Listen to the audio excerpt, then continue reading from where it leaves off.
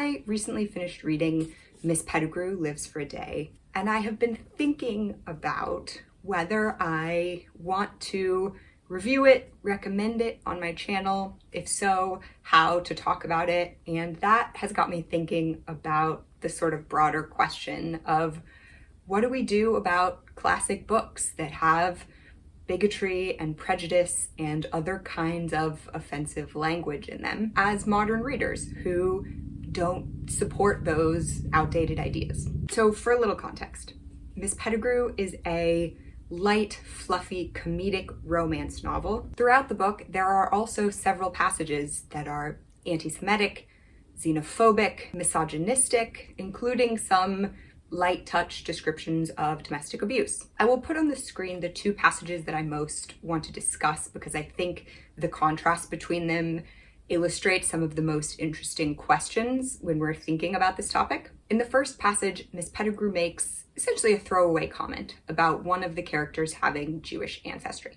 In the second passage, and this is a bit of a spoiler, but at the absolute climax of the book, Miss Pettigrew relies on xenophobic stereotypes about people from Spain in order to solve the other main character, Miss Lafosse's, biggest romantic dilemma. But the other 95% of this book is delightful. So what do we do about a book like Miss Pettigrew? Now, before I jump in, I want to just clarify that I'm not talking about living authors who are currently using their wealth to bully people.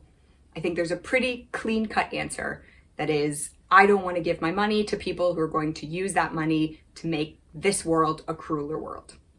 But that's not really the situation when you're talking about a classic novel. Miss Pettigrew was written in 1938 by Winifred Watson, who died in 2002 at the age of 95. And that, I think, presents a much more complex question. I think many people's first instinct is to say something like, well, we just have to contextualize it in the historical period and culture in which it was written.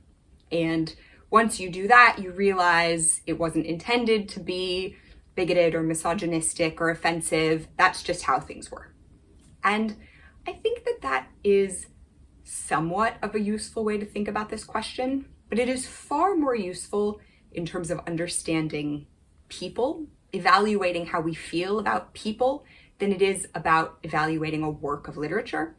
And I also think it is much more useful in terms of understanding the book descriptively rather than normatively. So when you're reading a book and trying to understand as a descriptive matter what's happening in it, knowing the historical context can be really crucial to understanding why the characters are doing what they're doing, why they're saying weird things or acting in a weird way, why they're responding to unspoken cultural norms that existed at the time that may not exist now.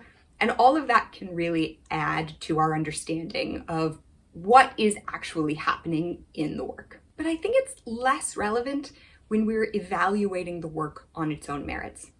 So I tend to take a sort of death of the author approach to literature, which is to say, I don't think that an author's intentions for their work control the meaning of the work. I think that a work can be evaluated on its own merits, separate from who the author was or what they intended. And I think our evaluation of the moral value of a work and the moral value of a person often are quite different. So when we're thinking about evaluating a historical figure, historical context matters a lot. Humans are social creatures. We are hugely influenced by the social context in which we exist. So holding anti-Semitic views or racist views or sexist views at a time when every single other person around you unquestioningly also holds those views and no one has ever pushed you to think about whether those preconceived notions are right is, in my opinion, a lot more forgivable than someone who today holds those same views in a situation and a society where there is so much opportunity to broaden your mind and learn and question your priors. And obviously that's really important when we're talking about how do we feel about a person who lived in a time and now they're dead and they're never going to have the opportunity to live in our present moment and see the world that we live in and get the perspective that we have from living in this world, right? Because they existed in a finite period of time and now they no longer exist. But a work is not a person. A work continues to exist. When we talk about literature, we talk about it in the present tense. We don't say, Miss Pettigrew Lives for a Day was a book that said this, right? We say it is a book that tells this story because it as a work exists independently of the context in which it was written and can be evaluated on its own merits. So while it is not irrelevant, the context in which it was written, I think there's a lot more work to do than simply to situate it in that context and sort of wipe our hands of the matter. And I think there are several different kinds of questions we need to be asking about these works when we're trying to evaluate them as a standalone work on their own merit. The first, I think, huge key question is whether the offensive content is coming from the perspective of a character that the book is describing, or whether it's coming from the perspective of the book itself, right? Toni Morrison's books, for example, depict horrific racism. They show characters doing and saying racist, sexist, just awful things.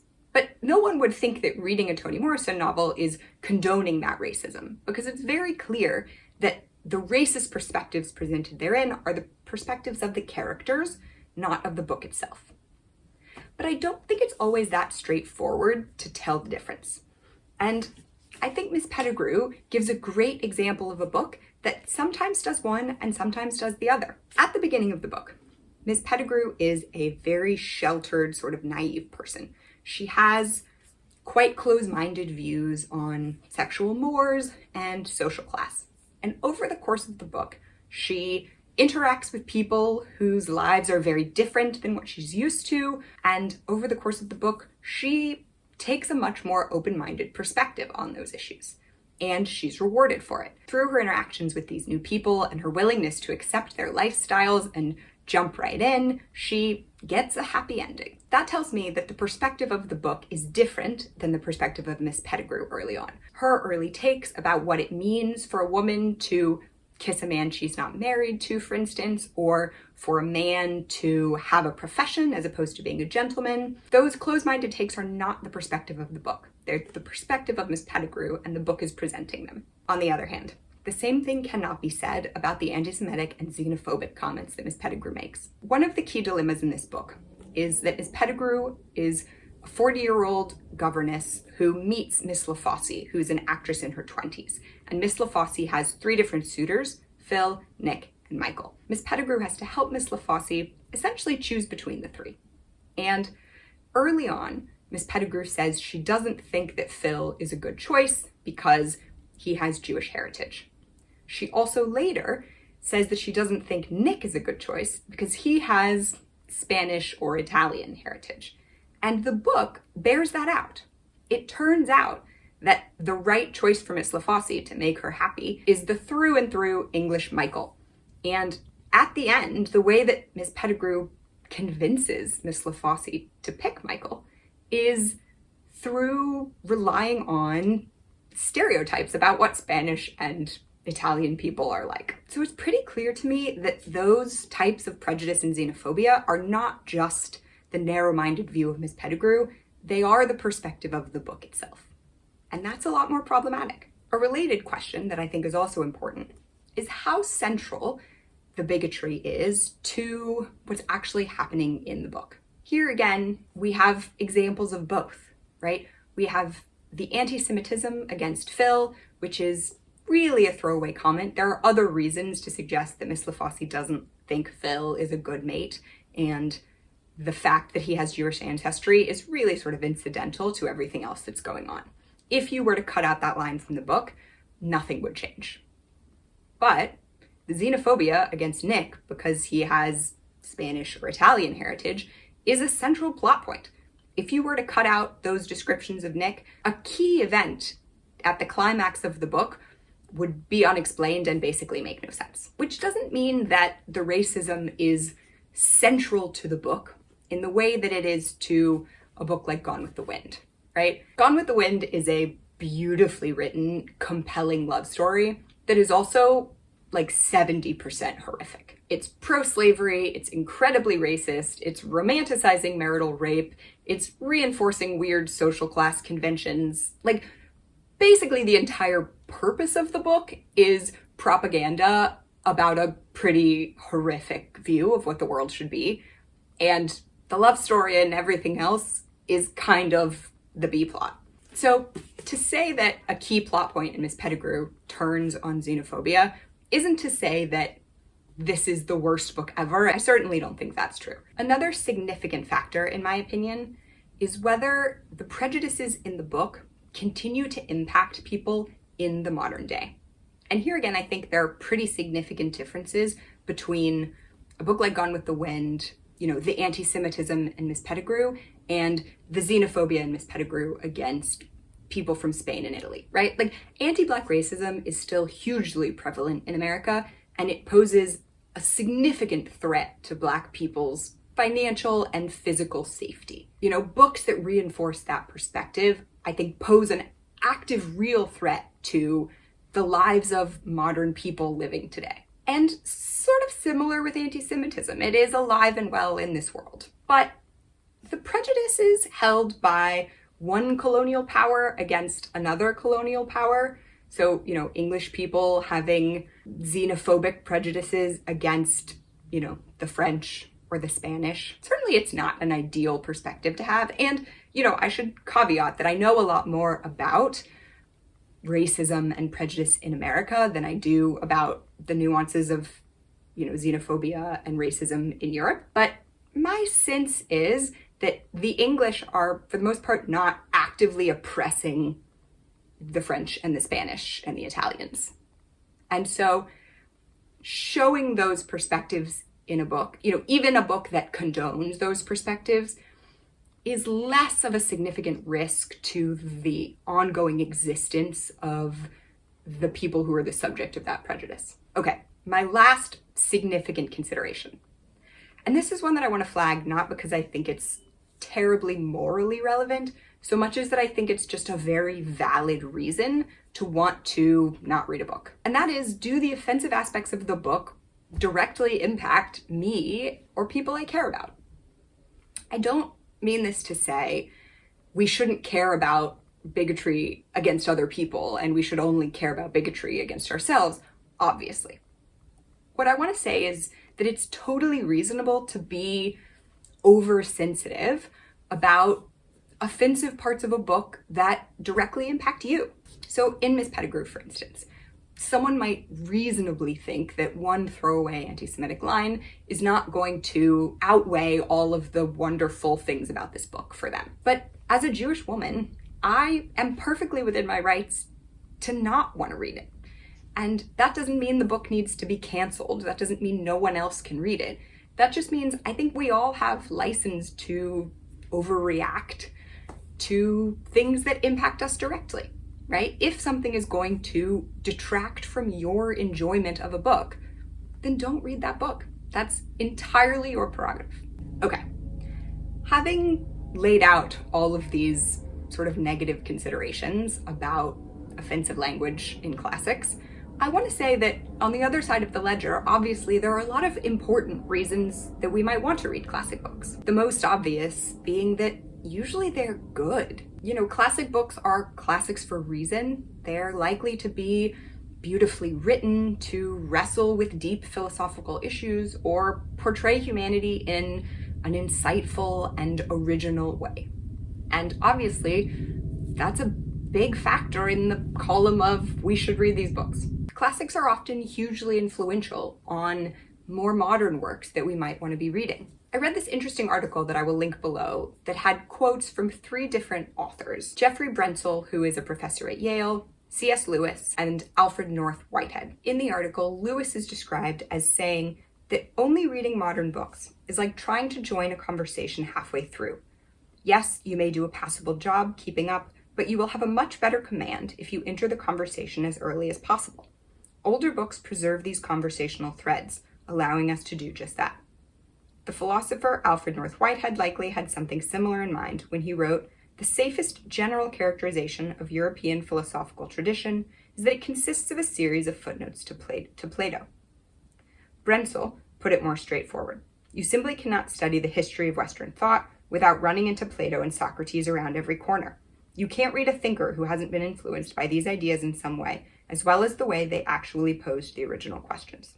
And I think that's incredibly valid. Reading old books helps us understand new books, helps us understand what our favorite authors are writing in response to, where they are joining in the conversation and where they are pushing back against what they see. And again, all of that is incredibly useful as a reader. Another obvious value in reading classic works is that they give us insight into how people were in the past. I found this incredibly insightful comment in a Reddit thread by the Redditoristo, in which this person notes that when reading an old book, don't think of it as though you're bringing the author forward to our time and judging whether or not they're worthy. Rather, think of it as a window to the past. You're a tourist in another time, taking a look around and deciding what you think of the place. And I think that's completely lovely, right? One of the real values of old books, even old books that present what we now think of as repugnant ideas, give you great insight into how humanity was throughout history. Now, with that though, I would like to give the caveat that I think it is important that when we read old books, to gain an understanding, particularly of the less savory aspects of human history, that we make sure we aren't only reading books by the oppressors, right? You don't have to read books by racist people to understand how racist the past was. The people who were experiencing that racism are just as well informed about what it was like, and I think it's important that we remember that we need to be reading those people's perspectives as well. But okay, so let's say we have thought through all of the various pros and cons to reading classic literature that contains, offensive or bigoted language. What are we going to do about it as readers? Now, one thing that I have seen happening a bit lately, and I think it's very interesting as a trend, is publishers, when they print reprints of old works, editing them to bring them sort of up to date with modern moral and ethical standards. There was a controversy a little while ago, and I will link the Wikipedia article, about updating Roald Dahl novels for kids to cut out some of the more offensive language. And lots of people were big mad about this. I tend to think as a general matter, this can be a really good thing. I think sometimes editing out more offensive language from older works can bring those works more into line with their authentic selves. Because a lot of times with old books, the point of that language wasn't to be offensive. And so it may be the case that, due to the shifting cultural landscape, the fact that now readers are bringing different morality to that book and are reading it as offensive actually changes the meaning of the book from what it would have meant to a reader at the time it was published. I think of this phenomenon as sort of similar to the way that translators often talk about translation, direct, literal word-for-word translation, not being the best way to convey meaning when translating a work from one language to the other. And I think similarly, sometimes we need to be translating works from the history into the present. There's a really interesting clip I want to play. It's a discussion with Anne Carson, who's like a very well-known translator. She's translated lots of works. I have a translation of her Fragments of Sappho that is absolutely fabulous. And she is talking about the way that she, when translating works from ancient Greece, tries to focus on maintaining the musicality in the language that would have existed at the time the works were written. So the interviewer says to her that in some translations he reads of the ancient Greeks, it's as if the translator has encased the work in marble and has forgotten that the ancient Greeks didn't know that they were speaking ancient Greek. And here's Anne Carson's response. But as to the freshness or whatever we can call it of the language, I don't really know why that happens. I think the method, if there is a method, I just look up the words in the lexicon and read the whole thing and then I don't know, go into it. And what decides the choices of diction on the way through is largely rhythm. And that's something I was very grateful to the reading we just had, because it was so well paced that you could see the rhythm of the sentences moving, which is what I usually aim for. And so I think in much the same way that a literal translation of an ancient Greek work into English that loses the musicality might not be as authentic of a translation, even if it is a more literal translation, than a translation that honors that musicality. I think a work that was not intended to be offensive, if you can bring it into the modern world by cutting, especially when the offensive language is just very incidental, a throwaway line like the line Miss Pettigrew says about Phil having Jewish ancestry, I think that you can really bring that book into a more authentic version of itself. Because, Miss Pettigrew isn't meant to be a bigot. You're not supposed to read this book and think, oh, wow, she's kind of a bigot, and then have to do the work of thinking, okay, well, I guess situated in the historical context where she was coming from, those ideas were probably more prevalent, and so maybe she wasn't really actually that much of a bigot. Maybe she was just spouting the kinds of ideas that normal people had back in the day, or whatever. I mean, I, sort of query whether that's really true by the 1930s, but the point is, that's not the character that is meant to be described in this book, and the moments that are really quite offensive, I think, are jarring. Like, they are very tonally inconsistent with the rest of the book. And so if you were to cut some of those lines, you wouldn't just be bringing the book into line with modern morals. You'd actually be bringing the tone of those passages much more in line with the tone of the book. But okay, we as readers very rarely have control over what publishers are doing. So let's say, having the book be republished without some of the offensive language is not an option. Another great way to engage with classic literature is by also reading retellings. There are some truly wonderful retellings that have been written that rework classic literature from the perspective of marginalized characters. So James by Percival Everett, that was just published, just won the Pulitzer, is a retelling of Huck Finn from the perspective of Jim the Slave. There's also a book called The Wide Sargasso Sea that is a companion work to Jane Eyre that tells the story of Mr. Rochester's wife that is locked in the attic in Jane Eyre. And reading books like this, bringing them into the canon as companion pieces, you create a lot more space for yourself to be able to appreciate the classic without feeling complicit in its worldview. I think if you can't find a retelling, because obviously, most classic books don't have a companion retelling, reading critical reviews by, people who are the subject of the prejudice presented in the book can be another really good way to engage with the classic book, appreciate it for what it is, but also not accept its worldview and not just shrug and sort of brush past the more harmful aspects.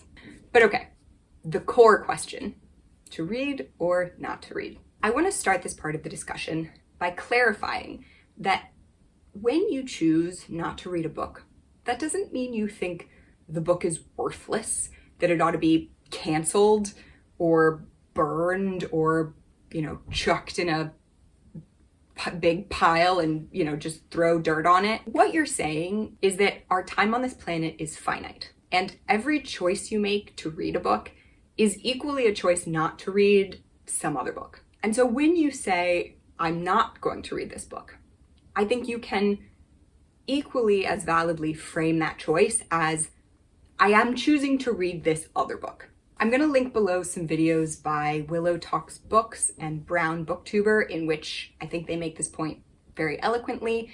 And they make videos that are recommending great books to read instead of problematic books that you might otherwise be reading. And I think that's really the way to conceptualize this choice that we're making. Because obviously a problematic book can be amazing, but there are so many more amazing books in the world than, I'll talk about it in terms of myself, than I will ever be able to read all of. And so, like most things in this life, it ultimately is a choice about prioritizing my time and my energy. That said, if you are looking for some unproblematic classics to start your classics reading journey, I have 3 that I would love to recommend that you read instead of or in addition to some of the other maybe more problematic classics. The first one I have, because it's one of my favorite books, and it is Their Eyes Were Watching God by Zora Neale Hurston. It was written in 1937, and it is about one of my absolute favorite heroines in all of literature, Janie Crawford, as she defies convention and takes control of her own life to joyful and hilarious and tragic result. Another wonderful classic is Maurice by E.M. Forster, which was published in 1971. It is both a gay tragic romance and a critical investigation into the class and social mores of the time. A third wonderful classic novel is Metamorphosis by Franz Kafka, which was published in 1915. It is about basically a regular guy who wakes up one day and finds out that he has been transformed into a giant cockroach. It follows his social alienization and is a biting critique of the way that people often dehumanize other people that they consider to be other. I think all 3 of those would be a great place to start your classics reading journey if you want to avoid some of these trickier dilemmas as you get going. But obviously there are still tons of classic novels that are both problematic and incredibly worthwhile. And for that, I think you have to engage in sort of a balancing. I think considering some of the factors that I discussed at the beginning of this video about, the centrality of the prejudices to the novel, whether those prejudices, have strong relationships to modern prejudices and modern harms that are being committed. Those are obviously just factors that I consider. Let me know in the comments if there are other kinds of considerations that you weigh when you're making this choice. I'm very curious to know if there are things that I'm missing. But generally, I think it is just a balancing test. You weigh the good against the bad, and you can come to a decision about whether this book is worthwhile for you to spend your time and energy on as opposed to something else. That said, there's a pretty critical distinction, at least for me, between when I'm considering whether to read a book that is new to me versus whether I'm thinking about rereading a book to which I have a strong nostalgic attachment. When you're talking about books that you loved as a child before you really understood everything that was going on, I don't think you should feel guilty about still loving those books, because so much of what you're getting out of that book is the feeling of being 13 and going through some emotional struggle and reading this book and seeing yourself in it, or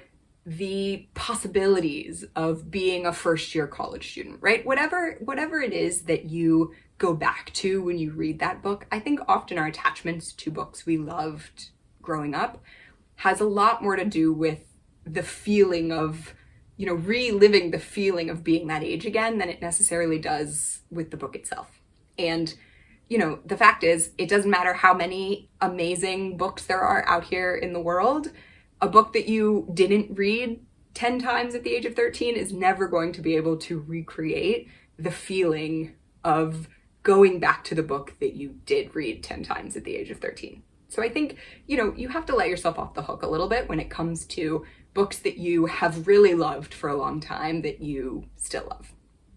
But I also think we should be careful when we're recommending those books to other people, because of course, those people, if we're recommending a book to a friend, or if I'm recommending a book on the channel, that friend doesn't have a nostalgic attachment to that book. And so I think then the balancing of the sort of pros and cons of the book comes much more into play. I also, in recommending a book, am very conscious of the fact that we are creating culture.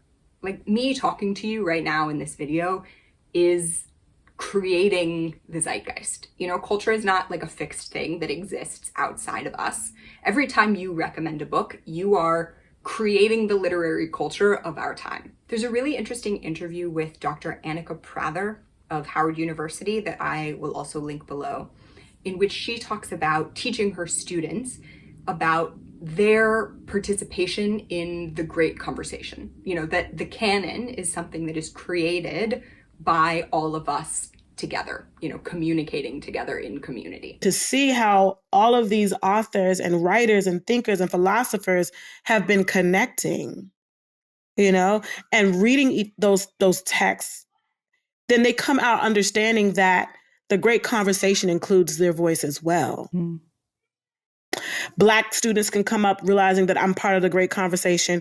White students can come out of school realizing that the conversation is not just about me or for me. Right, you know, it's for all of us. And that is both a great privilege and a great responsibility. You know, we are responsible for the kind of culture we want to have. And, you know, if I'm recommending a book that some people are probably not going to be able to enjoy because the book has a lot of sexism or a lot of racism in it, then, you know, I am contributing to a literary culture that is exclusive of certain people. And, you know, it's pretty important to me to try not to do that. I want to live in a world that has a literary culture that is very inclusive. So it's important to me to try to give recommendations that are not caveated, you know, that I wouldn't be embarrassed to recommend to some people based on, you know, their gender or race or religion or nationality or what have you, right? Life experience. And, you know, I want to try to mostly recommend books that I would be able to give my full-throated recommendation for, regardless of whom I was talking to.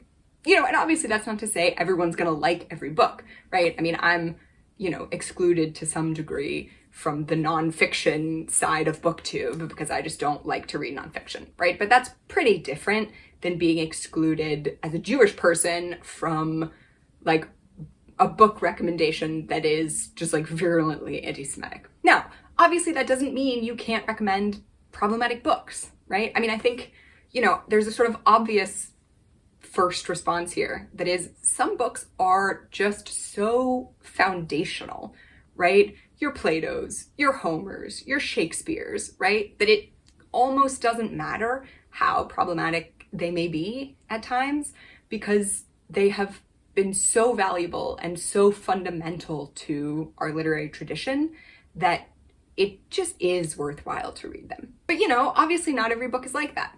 But okay, so putting all of that into practice, do I recommend Miss Pettigrew? I think the answer is yes. Because of the anti-Semitism, just to be honest, this is never going to be one of my favorite books. You know, I just don't think I could ever be like, yes, one of my absolute top books in the world has these anti-Semitic aspects to it, you know? But that's just about me more than it is, I think, about how this book comes out in the balance. I think there are a lot of people for whom this book could really be a top book that they love. It is sweet and tender and funny and incredibly readable.